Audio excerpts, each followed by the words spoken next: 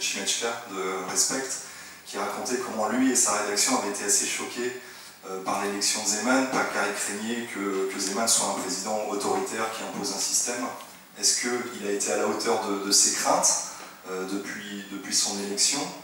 Et troisième question, vous avez beaucoup parlé des affaires de corruption autour de l'ODS, qui, bon, c'est un petit peu normal parce que c'est le parti qui a été assez longtemps au pouvoir. Il y avait aussi des craintes lorsque Zeman a été élu que, j'ai oublié son nom, mais il y avait un lobbyiste assez proche de lui.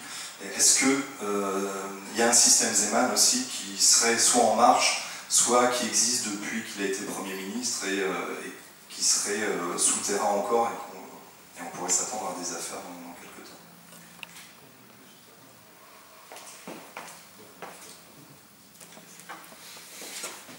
Sur la comparaison, oui, peut-être la Pologne est plus proche.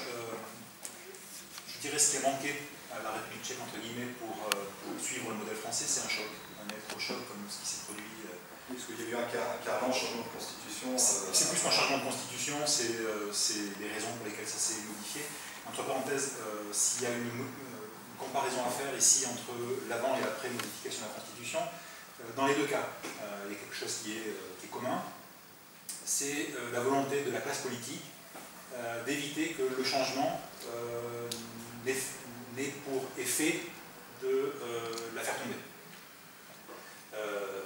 Dans le cas de la France, le changement a tout fait tomber.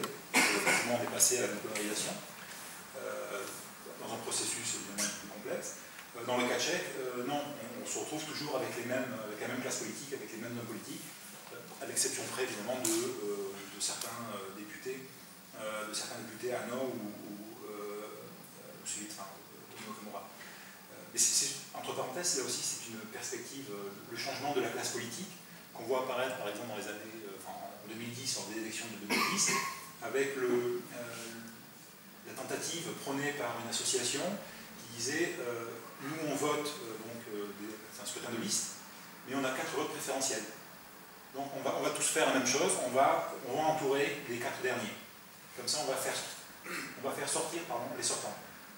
Et on va faire arriver une nouvelle élite au Parlement. C'est sympathique, mais un, ça ne marche pas, et deux, ça pose un autre problème, qui est que la nouvelle classe politique qui arrive, elle n'a absolument aucune expérience de comment on travaille au Parlement. Et après, vous avez des cas un petit peu extrêmes, c'est pas directement lié à cette expérience, mais par exemple, je me souviens du président de la Chambre des députés, président social-démocrate, le Tchèque, qui était nouveau à l'Assemblée, qui ne savait plus trop comment faire, et tout d'un coup, on le voit se retourner et appeler Vojta Vojta. Wojciech Filip, le chef du Parti communiste qui est au Parlement depuis 1990. Lui, il sait comment ça marche. Donc c'est assez compliqué. D'un côté, ça peut être avantageux, de l'autre côté, ça peut être un petit peu plus embêtant. Zeman et sa tentation ou sa vocation autoritaire, il n'a pas les outils pour. Que ce soit Schlauff ou d'autres personnalités autour de lui. On a beaucoup, par exemple, parlé des relations qui ont pu apparaître entre Zeman d'un côté et Lukoil, par exemple, de l'autre. Zeman et les Russes. Il est intéressant de constater la position de Zeman sur la question de la Crimée. C'est assez... on aurait pu s'attendre à autre chose, par exemple. Alors que Klaus, il a clairement pris position pour la Russie. Donc Zeman n'a pas les moyens d'imposer une interprétation plus forte du chef de l'État. Et son parti politique, le SPOZ, a été laminé aux dernières élections. Alors qu'il aurait pu, au contraire, rentrer au Parlement et jouer un rôle justement de parti charnière, auquel cas Zeman aurait pu avoir son mot à dire. Entre parenthèses, quand vous regardez comment Zeman a géré la constitution du nouveau gouvernement, il a beaucoup parlé. Il a beaucoup levé le doigt, et puis au final, il n'y a plus rien. Il a beaucoup levé le doigt en disant attention, il faut que les futurs membres du gouvernement soient des experts. On revient là-dessus. Comment on mesure les experts? Il faut qu'ils aient des publications avec facteur d'impact. C'est vous savez ce qu'est un facteur d'impact, quand vous publiez dans une revue scientifique, certaines revues ont un impact plus ou moins grand, et il y a un indice qui permet de mesurer cette importance de la revue. Avec un collègue, on a regardé, pourquoi il dit ça? On a regardé, est-ce que Zeman, lui, il a un facteur d'impact? Il en a un, il en a même plusieurs. Ce sont des publications qui datent des années 70-80.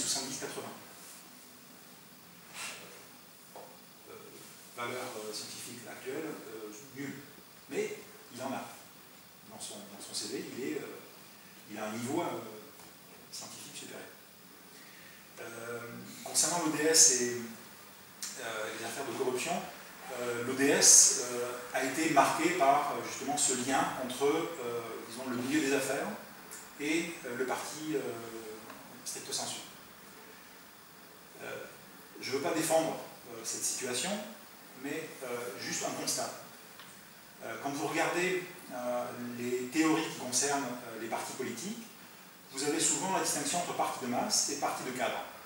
Ça ne correspond pas tout à fait, mais là, ce que je veux dire, c'est que dans les partis de cadre, ce sont des partis qui ont très peu de membres, ce n'est pas le cas de l'ODS, mais des partis qui sont liés avec, directement ou indirectement, membres ou pas membres, avec des personnalités, avec des élites, notamment économiques. Et ce sont ces élites qui subventionnent, entre guillemets, le parti, avec là aussi un retour d'ascenseur après. Si tu me donnes maintenant X millions, je te les rendrai plus tard avec des intérêts. C'est un mode de fonctionnement qui est sans doute, vu d'aujourd'hui, illégitime, mais qui correspond à une tradition et une effectivité qui est ce qu'elle est, malheureusement.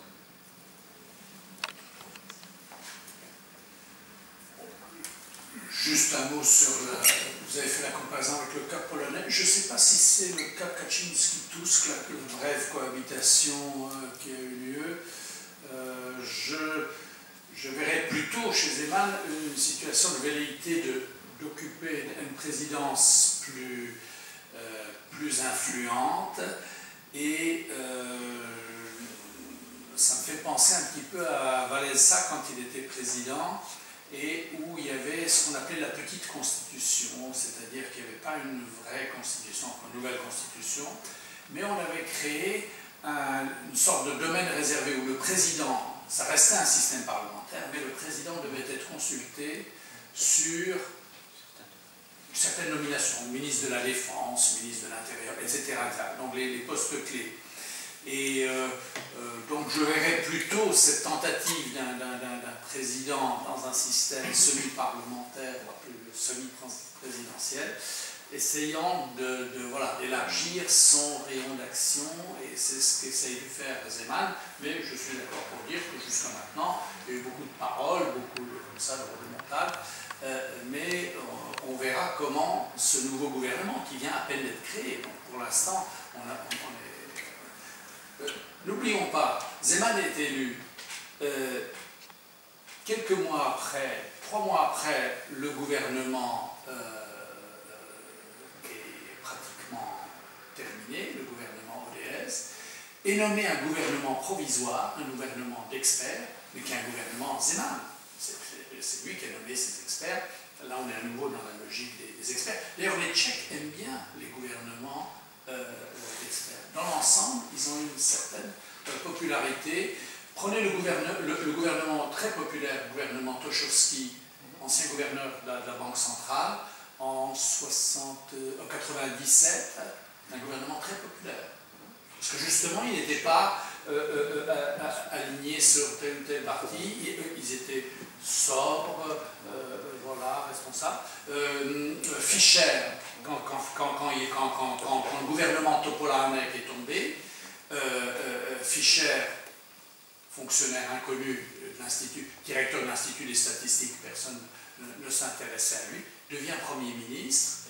Il est devenu candidat à la présidentielle parce qu'il a été justement un Premier ministre très apprécié des Tchèques, qui avait confiance dans un fonctionnaire rigoureux, sobre, pas lié au parti, justement. Donc, il n'est pas... Donc, les Tchèques apprécient d'ailleurs ce côté non partisan. Bon, je j'aurais pu dire des choses sur